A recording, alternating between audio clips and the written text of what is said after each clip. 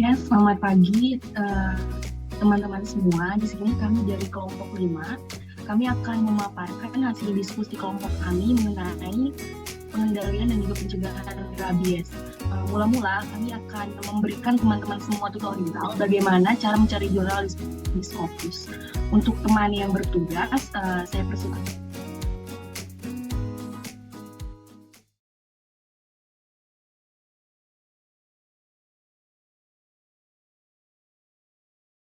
Baik, jadi tahap pertama, untuk cari jurnal di Scopus, itu yang pertama buka browser.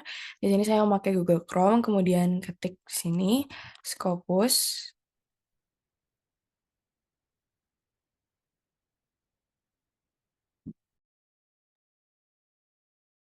Nah, sebelumnya mungkin teman-teman bisa login dulu terlebih dahulu atau sign in, dengan akun masing-masing, kemudian langsung saja kita cari ini, search.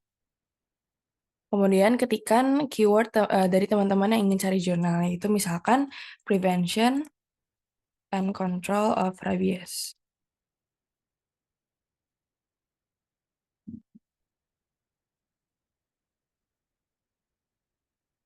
Nah, ketika sudah muncul, di sini langsung terdapat banyak jurnal, itu 1.547. Kemudian jangan lupa untuk dengan tahunnya, itu publication-nya.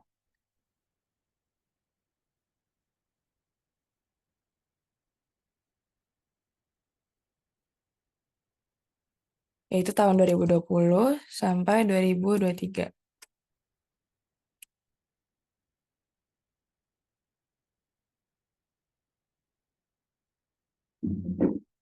Nah, di sini langsung ke filter yaitu jadi 292. Misalkan teman-teman yang mengambil jurnal pertama, tinggal diklik jurnal pertama, kemudian langsung ke bawah langsung pencet view PDF.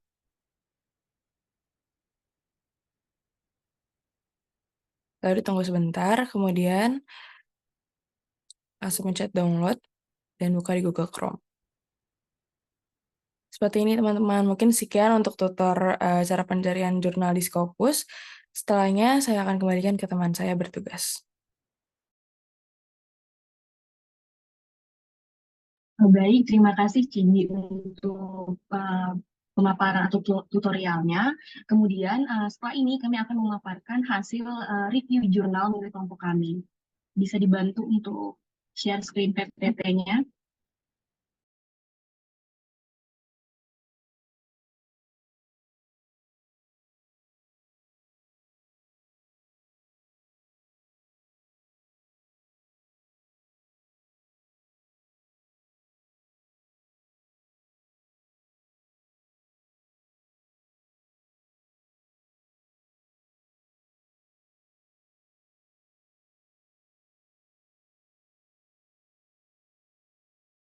Oke, berikut adalah judul kami yaitu pengendalian dan juga pencegahan rabies. Slide selanjutnya.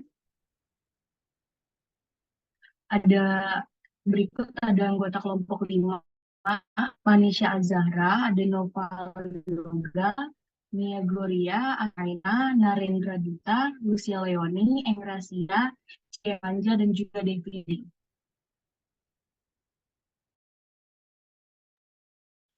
Latar belakang dari rabies sendiri, rabies adalah salah satu penyakit zoonosis yang disebabkan oleh virus RNA dari genus Lissa virus. Nah, virus ini berbentuk seperti peluru yang bersifat neurotropis yang menular dan juga sangat ganas. Rabies ini adalah infeksi akut yang menyerang sistem syaraf pusat manusia dan juga hewan. Kemudian penularan virus ini dapat dari hewan ke manusia yang dapat ditularkan melalui gigitan atau air liur hewan yang mengenai luka terbuka. Sebagian besar kasus rabies ini disebabkan oleh gigitan anjing dan sisanya oleh hewan lain seperti monyet dan juga kucing. Kementerian Kesehatan sendiri mencatat ada 57.000 kasus gigitan hewan penular rabies di Indonesia sepanjang tahun 2021. Kemudian pada tahun 2020 jumlah kasus gigitan hewan rabies ini ada 82.634. Mulai pada 2011 sampai 2021, kasus gigitan hewan penular rabies yang paling tinggi ini terjadi di tahun 2019 dengan jumlah 106.57 kasus. 106.057 kasus. Hal ini menunjukkan penurunan sejumlah 30,71% di tahun 2021. Namun jumlah kematiannya masih tergolong tinggi, yaitu 62 kasus. Selanjutnya,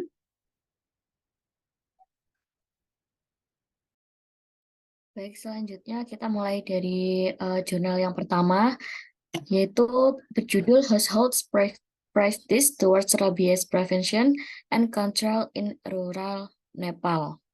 Penulis dari jurnal ini yaitu Alok Dakal, Ramji Pegimire, Sujit Redmi, dan Krishna Keppel. Jurnal ini berasal dari tahun 2023, dan isi pembahasannya yang pertama yaitu problem dari penelitian ini diangkat dari kurangnya praktik yang tepat untuk pencegahan dan pengendalian rabies di rumah tangga pedesaan di Nepal. Lokasi studi penelitian ini dari informasi yang diberikan adalah pedesaan Nepal. Secara khusus, penelitian ini berfokus pada praktik rumah tangga terhadap pencegahan dan pengendalian rabies di daerah pedesaan Nepal.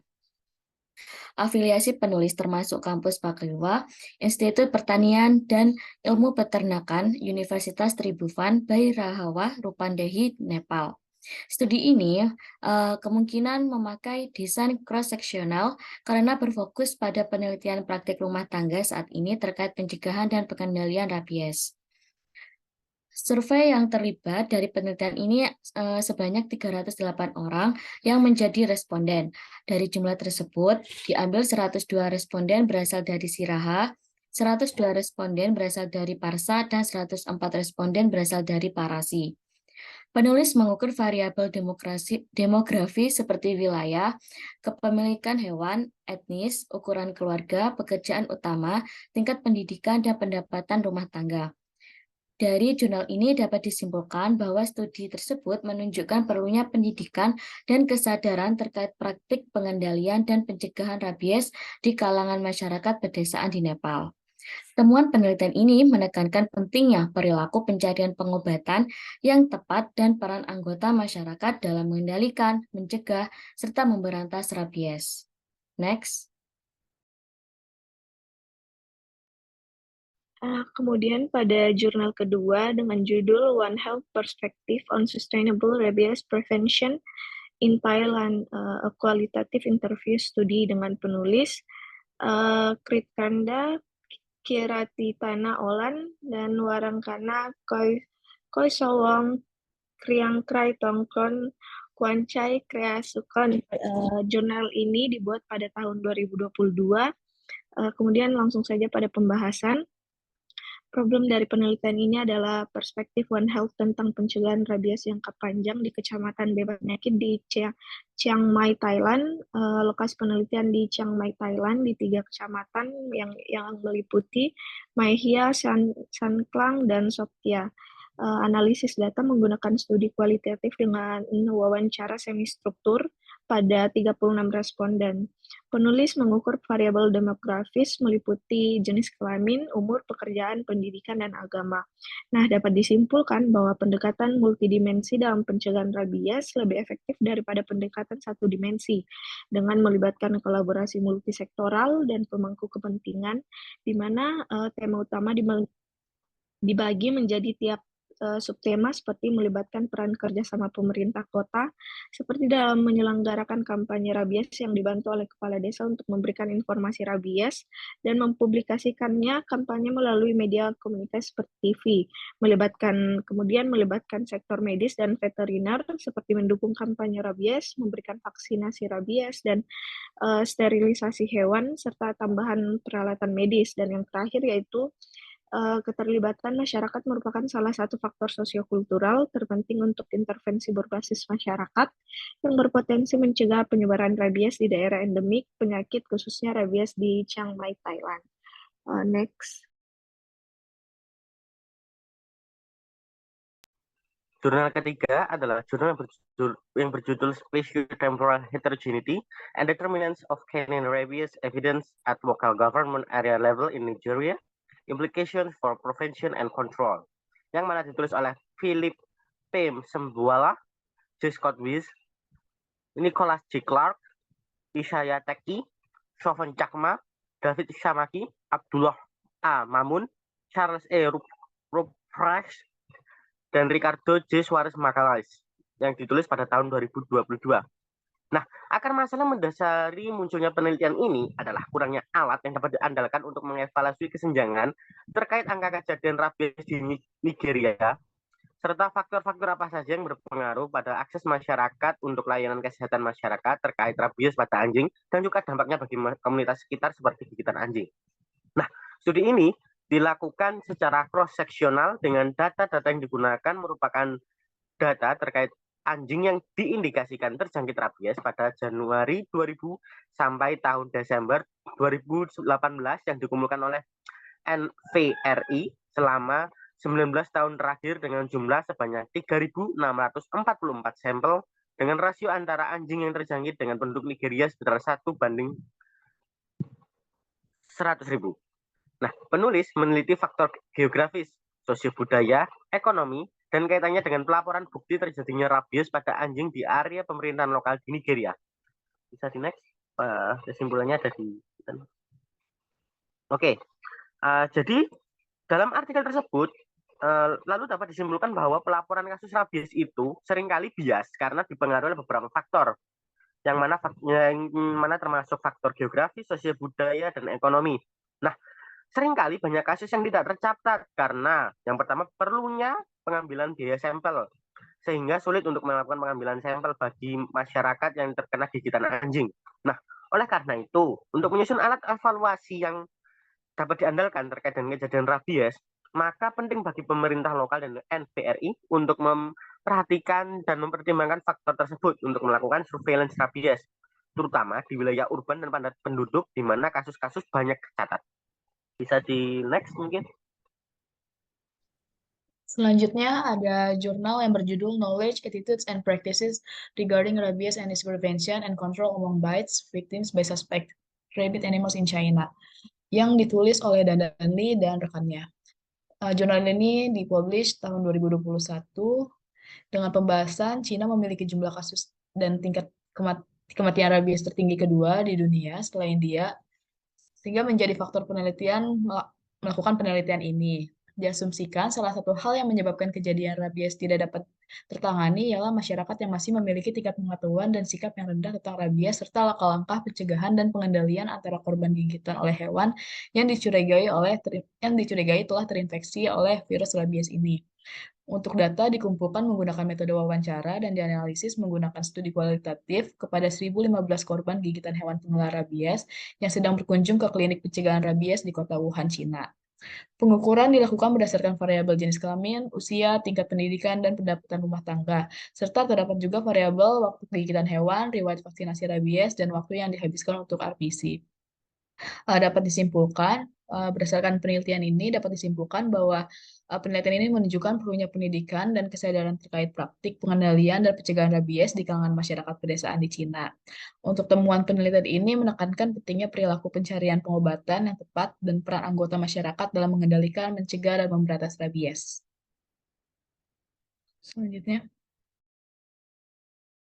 Baik, selanjutnya adalah jurnal kelima yang berjudul Rabies Prevention Practice and Associated Factors Among Household Pets in Bure Zuria District, Northwest Ethiopia. Nah, jurnal ini ditulis oleh Gedamu Ayalew Wolelau dan rekan-rekannya. Pada tahun 2022, rangkuman dari pembahasan pada jurnal ini, yaitu pada negara Ethiopia, rabies telah dikenal selama ratusan tahun di masyarakat sebagai penyakit anjing gila. Dan lebih dari 2.700 manusia meninggal akibat rabies setiap tahunnya. Karena cakupan vaksinasi rabies untuk anjing di Ethiopia yang rendah, jumlah kasus baru paparan rabies pada manusia meningkat dari 35,8 pada tahun 2012 menjadi 73,1 pada tahun 2015 per 100.000 populasinya. Nah, 664 kasus paparan rabies pada manusia atau 71,9%-nya ini berasal dari pedesaan. Pada jurnal ini, data dikumpulkan melalui wawancara dan dengan desain penelitian cross-seksional kepada 609 orang kepala rumah tangga yang tinggal di distrik Bure Zuria yang dipilih secara acak. Pengukuran dilakukan berdasarkan beberapa variabel, di antaranya faktor sosiodemografis, faktor pribadi seperti riwayat gigitan anjing dan sebagainya, kemudian faktor sikap dan pengetahuan. Dapat disimpulkan dari jurnal ini yaitu praktik pencegahan rabies secara keseluruhan masih rendah di pedesaan Bure Zuria. Variabel jenis kelamin, usia, kepemilikan anjing, riwayat pelatihan, kemudian pernah digigit anjing, sumber informasi, pendapatan bulanan, pengetahuan, dan sikap responden ditemukan secara signifikan terkait dengan praktik pencegahan pada rabies. Baik, selanjutnya akan dilanjutkan oleh rekan-rekan kami.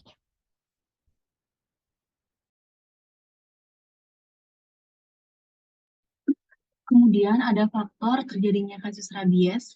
Berdasarkan hasil review literatur yang dilakukan pada kelima jurnal tadi, dapat disimpulkan bahwa faktor terjadinya kasus rabies ini diakibatkan mulai dari faktor pengetahuan dan juga sikap manusia terhadap penyakit rabies. Lalu juga terhambatnya kegiatan vaksinasi rabies baik untuk hewan peliharaan ataupun untuk manusia karena kurangnya pasokan juga tenaga kesehatan yang memberikan vaksin, hilangnya catatan vaksin, serta kurangnya biaya untuk mendapatkan vaksin rabies. Faktor lain seperti budaya dan juga kepercayaan maupun pemerintah kota yang belum melaporkan kasus rabies, sehingga data yang diperoleh itu belum akurat untuk mengatasi anjing pembawa rabies. Selanjutnya dilanjutkan oleh teman saya.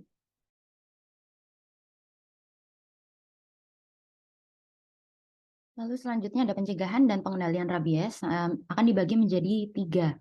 Yang pertama ada pencegahan dan pengendalian mandiri, yaitu melalui yang pertama ada menjaga hewan peliharaan agar tidak berkeliaran di luar rumah, merupakan salah satu langkah penting dalam mencegah penyebaran rabies. Jadi hewan yang berkeliaran di luar rumah memiliki peluang yang lebih besar untuk terlibat dalam kontak dengan hewan liar yang mungkin terinfeksi rabies.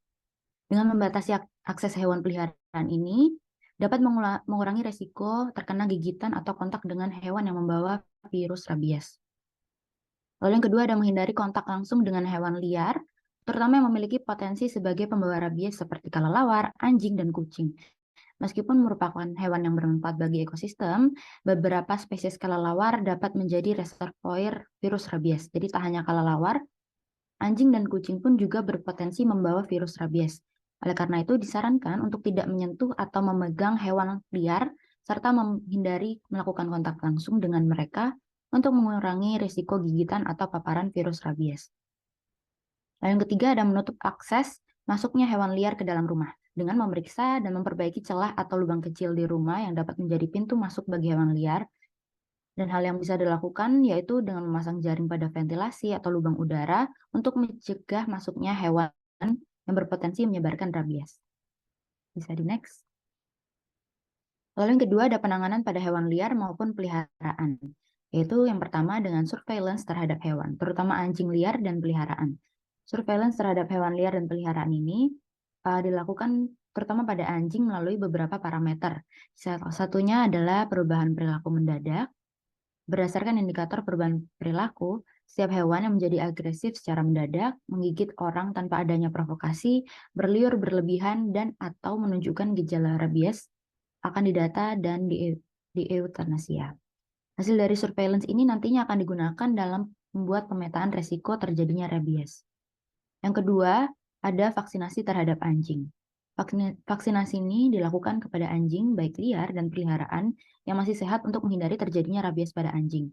Vaksin diberikan di klinik dokter terdekat, yang mana pada penelitian oleh Shelbawa dan rekan-rekan melalui Divagis ditentukan melalui jarak klinik ke jalan terdekat untuk lokasi vaksinasinya.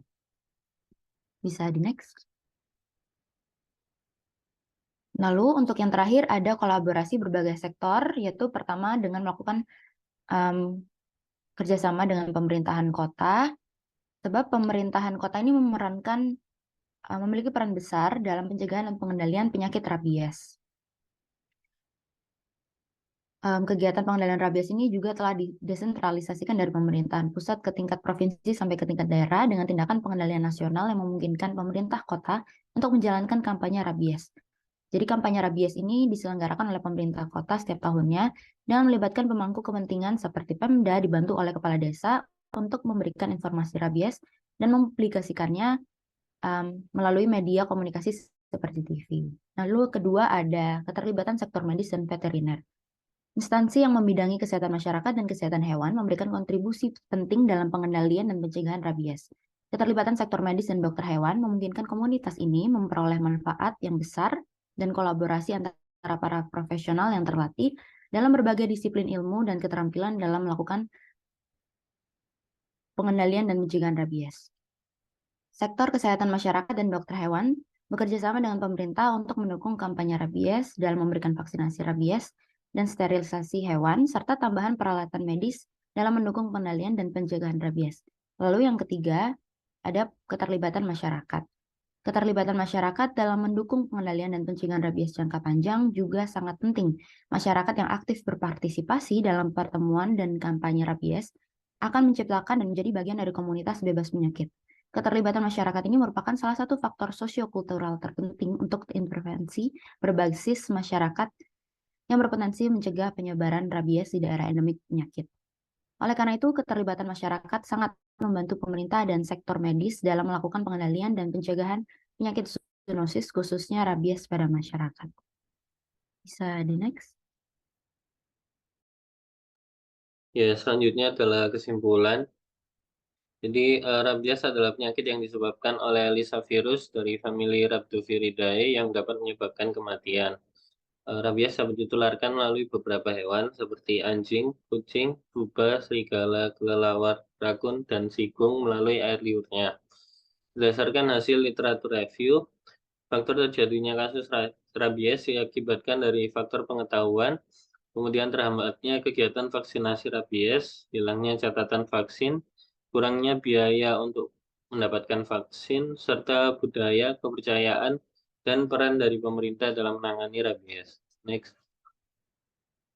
Kemudian pengendalian dan pencegahan penyakit rabies sendiri dapat dilakukan secara mandiri oleh individu melalui penanganan seperti melakukan vaksinasi pada hewan, serta melakukan pendekatan yang melibatkan banyak faktor, yakni kerjasama antar tingkat pemerintahan, keterlibatan antara sektor medis dan veteriner, seperti antara kesehatan masyarakat dengan dokter hewan, serta partisipasi masyarakat. Next. Adapun saran yang dapat diberikan adalah penyakit rabies perlu mendapat perhatian pada aspek peningkatan pengetahuan, peningkatan sistem pencatatan, serta peran dari seluruh sektor, seperti pemerintah, medis dan veteriner, serta masyarakat, agar dapat ditangani demi tercapainya kesehatan masyarakat. Next. Ya, berikut adalah daftar pustaka yang kami gunakan. Next. Ya, terima kasih. Sekian presentasi dari kami. Kurang lebihnya mohon maaf. Wassalamualaikum warahmatullahi wabarakatuh.